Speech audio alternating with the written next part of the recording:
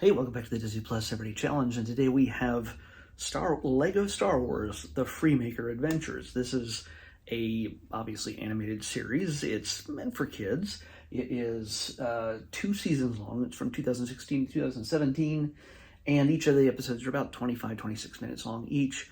And I actually binged the entire first season, 13 episodes per season. And yeah, that's a lot. But I love Star Wars. I have this mentality when it comes to Star Wars that if it exists, what, how can it be bad? Yes, things can be bad. There can be bad Star Wars. We have the holiday special, but even there's good things to be found. Very few. But obviously, this is the kind of thing that is primarily made for children. Not everything is made for every 40, 50-year-old, Star Wars fan, the one who's been there since the beginning, like myself. Yeah, not everything's made for us, and that's okay. No, it's not canon. That's okay.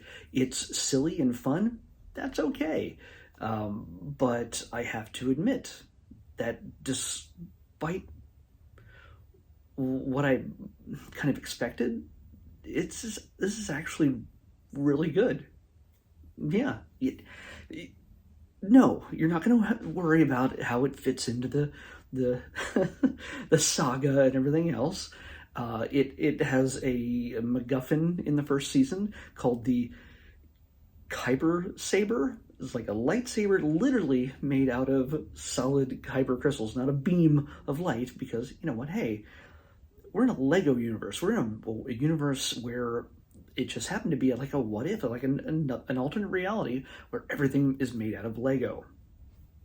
Even the people. And the people kind of realize that too, I think. Their hair pops off every so often, they put it back on, or they grab the wrong one and they have to switch, and they realize that their ships are fairly simple to assemble in some cases. There's a lot of parts, but it's not as detailed, let's just say, as we would have in this reality. The transmission has over 800 parts. Well, some Lego pieces do have over 800 parts, but not just the transmission. That would be a pretty big Lego piece, Lego set, which I'm pretty sure many of you would not mind collecting and owning and assembling over the course of the rest of your life.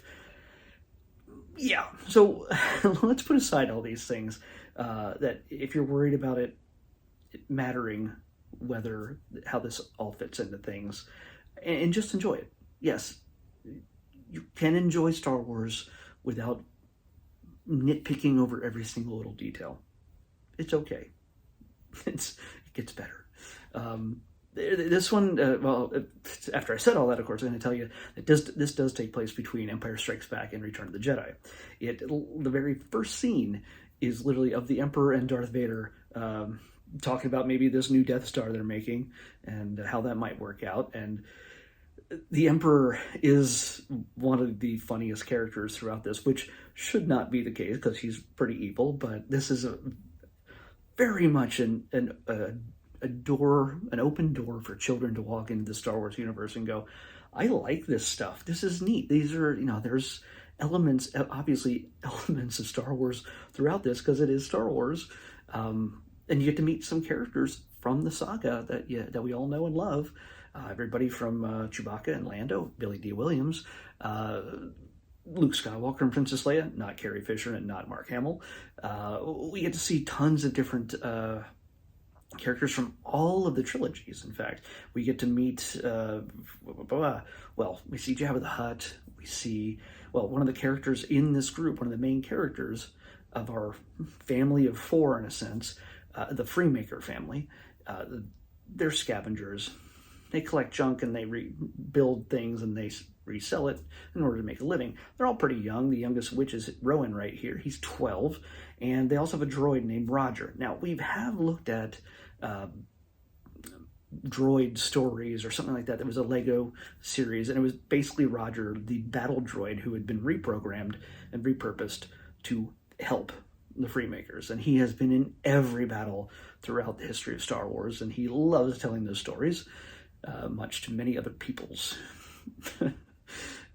chagrin.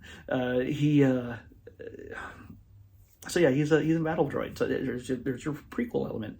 Original series, it takes place during the original series, and then there's moments where they go to Takodana and meet Maz Kanata. Yeah, Kanata.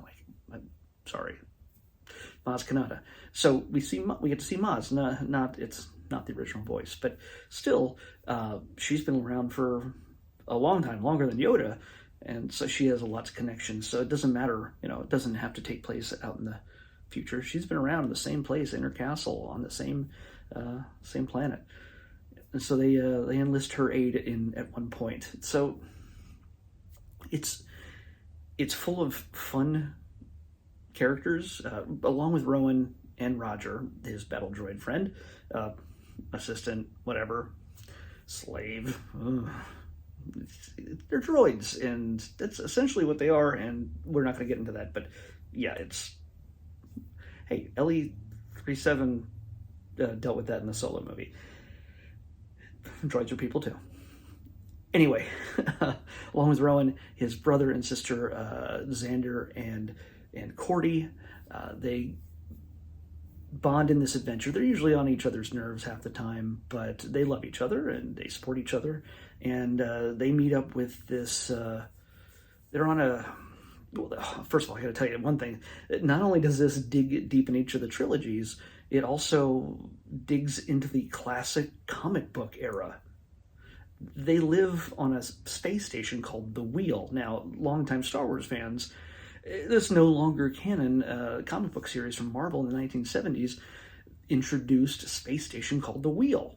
And there's different levels of there's high class, there's low class, it's a caste system kind of thing. You can only the people who are rich can be in the upper wheel. There's a middle wheel, and then there's a lower one for the poor people in space. It's a class system. It's very interesting. But when I saw that, I'm like, that's familiar. Oh my God, it is the Wheel from the comic book series, like issue 18 or something that it premiered in. I don't know if you remember. I'm sure you can tell me in the comments. But we get things from all over. And one of the great things for us as adults is that this series doesn't talk down to the kids. So there's no lessons to be learned in each episode. There's no we sure learned about patience this week. Oh gosh, we learned about sharing. There's none of that. There's no, I don't know, it doesn't treat itself like a kid's show, even though it's obviously pointed towards kids, because it's silly. Nobody ever really gets hurt. You might think somebody died. No, they didn't die. They might get their pieces separated, but they come back together. So yeah, I have to admit that, that's the reason why I binged 13 episodes in a row, because I loved it so much. I'm unashamed of how much I love this show. It's a breath of fresh air, and I've only watched one season. There's another season to go, and I'm going to put that right now on my watch list, because it's worth it. If you've been avoiding this because you know that it doesn't really relate to anything important, and it's Lego, so it doesn't matter, it's just kid stuff, I would let you say that, you know what, if you're killing time between other shows, Book of Boba Fett and other things, Andor and anything else, if you're killing time and you need some new Star Wars stuff, whether you have kids or not, you still have Disney Plus, watch this.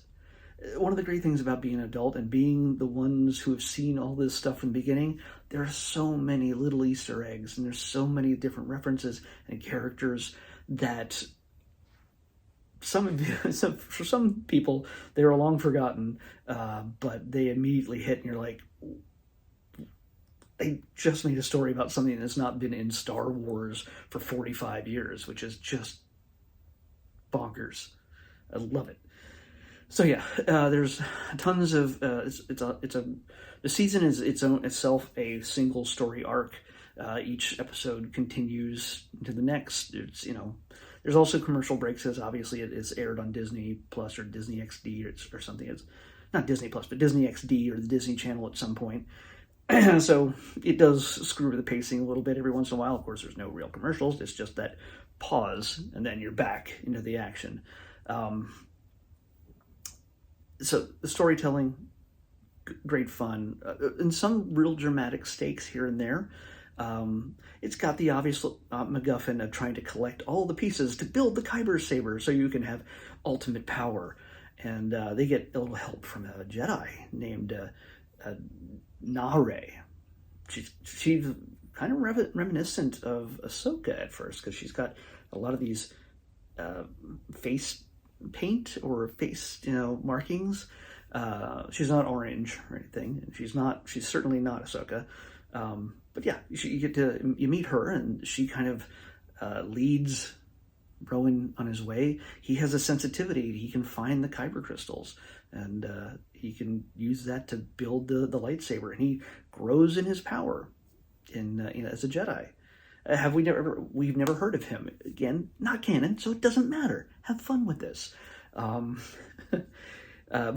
along the way, they run into everybody from Jabba the Hutt to Luke and Leia and Lando and Chewie.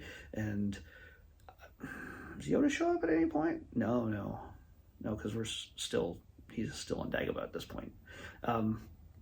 So yeah, it's all, of course, Vader and the Emperor, and Vader's treated like this dorky sidekick who never gets enough respect, because the Emperor, who is just a little bit too gleeful in his power, treats him like garbage. And he sounds like, okay, the guy who does the voice, and I could be completely wrong about the timeline on all this, but the guy doing the voice for the Emperor sounds like he's doing an impression of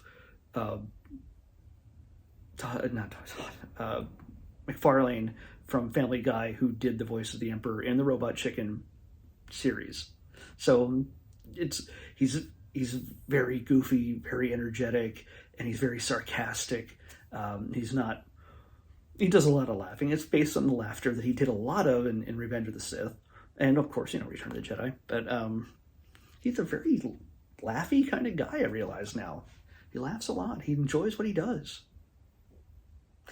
So, but one of my favorite things about this, one of the characters they run into the most often, is a Hutt named Graballa. And if you watched the Terrifying Tales a couple days ago from, the Lego Star Wars Terrifying Tales with Poe Dameron going to Mustafar for whatever reason, he runs into Graballa the Hutt, voiced by, my brain just took a crap.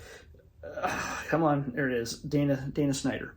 Dana Snyder, who you would recognize as Master Shake from Aqua Teen Hunger Force on Adult Swim. If you don't know who I'm talking about, then it doesn't really matter. But if you know Aqua Teen Hunger Force, you will know his voice instantly, and he is one of my favorite parts of this. He is hilarious, and I mean, not only him, but Thomas Lennon from Reno 911. Reno 911. He's Dangle. He wears the short shorts. Thomas Lennon. He's been in a ton of other things. He's been in everything, but he does a voice of this very rich Coruscant resident, and he just has high-end starships, and he loves spending money, and as long as he can show how rich he is. And he's really profiting off of the lifestyle that the Empire affords him. He is not oppressed at all. He enjoys it, and he's a very big supporter and big fan of the Emperor. But when he, in the third episode is his first appearance, at least watch it through that episode, when he happens to bring in a very special starship for the crew to work on, for the Freemakers to work on, and holy cow, it's got some old prequel moments wrapped into that one. But yeah, there's so much to talk about with this. And I'm surprised I've taken this long to watch it. Again, I was one of the people who thought it was just for kids, and it was a thing that I eventually get around to, but it wasn't as important as everything else. But this project right here has given me that opportunity, and I'm really happy I did this, because it's Star Wars, but I was going to take my time getting around to it. And I should not have dismissed it as something that was just just for kids. I'm a dummy for that. By the way, there's so many different voices throughout this. I have to throw them out here. Richard Kind plays Durpin, is an Imperial officer. John DiMaggio, who you know as Bender, plays Bash. You'll hear him. Yvette Nicole Brown plays an Imperial officer. Who's this? Oh, James Patrick plays Dengar. Dengar has a recurring role in this, the bounty hunter. James Urbaniak, who's you recognize him from the Venture Brothers. He's Rusty Venture. Greg Griffin plays Nare. Greg Griffin is in just so much stuff, especially just animated stuff. Matthew Wood returns. He's the voice of General Grievous in the Battle Droids, and he plays Roger and pretty much any battle droid that comes around. Rowan is played by Nicholas Cantu. If you're watching The Walking Dead World Beyond, hopefully I got the name. Yeah, if you're watching that, he's the dorky kid who wears the he's got the big curly hair, and he wears the suit that protects him. He actually walks around the apocalypse in a corduroy suit that actually protects you from zombie bites. So yeah. Corey Bennett, Corey Burton is in this, of course, because he's in everything. Yeah, and D. Bradley Baker, of course, shows up. Eric Baza, who plays Luke Skywalker in other things, especially in the Lego universe, he's in this. Oh, there's I won't say who comes up. There's a few other people who show up. Jim Cummings, you'll recognize his voice, and you know who he plays in the Star Wars universe, so you will expect to see him. Jane Leaves played Daphne on Frasier. She shows up as well. She's also an Imperial officer. There's a lot of female Imperial officers in this thing. Pamela Adlon, Greg Proops. If you know who Greg Proops played in episode 1, you'll know why he's in this. So yeah, there's a lot of great voices. Enjoy it for what it is. Enjoy it. You get a complete enclosed story full of lovable characters and lots of great comedic bits peppered throughout that they didn't have to do, and lots of little Easter eggs for the fans, the longtime fans, that little kids will never figure out, but we get it. We can enjoy it. And if you've never seen Star Wars stuff before, bother with the Lego Star Wars stuff before, this is a good indicator. I mean, like the Lego Star Wars video games and the Lego Star Wars shorts and things like that, yeah, they play off, there's a lot of the humor, it plays off a lot of the tropes that are in Star Wars. They'll make fun of how stormtroopers can't hit a target, and yeah, that happens in here too. A lot of the things that we see as maybe plot holes or things that, arms getting chopped off, which is a recurring thing that happens in so many Star Wars things. Yeah, they make references, and that's part of the humor, but it does do that, but it also relies on some actual real funny bits that I think we as adults will appreciate more than the kids. So this is not fully a kids show. It doesn't delve into anything blue and nothing. No, there's no creepy innuendo or something like that you have to worry about sneaking into this. It's something kids and adults can watch together. And it has a big, complete story arc that goes from start to finish in season 1. I will find out what season 2 is like in the not too distant future. So because I'm looking forward to finishing that off. There's also a shorts series here on Disney Plus as well. I'll have to get to that. I don't think I've seen that yet. So anyway, let's pick tomorrow's episode. 332. Okay, 332. I thought you were going to take forever to say that. Come on. Oh, okay. Interesting. Well, we're back to documentaries again. I have a feeling this is just like one episode. I can't imagine they make a series out of it, but it's something that's not actually too old. There's no ancient stuff. There's no animals, well, there are some animals in this, but it's not animal focused. We're gonna be watching Miracle Landing on the Hudson. So yeah, remember that plane that had to crash land in the Hudson not too long ago in New York City?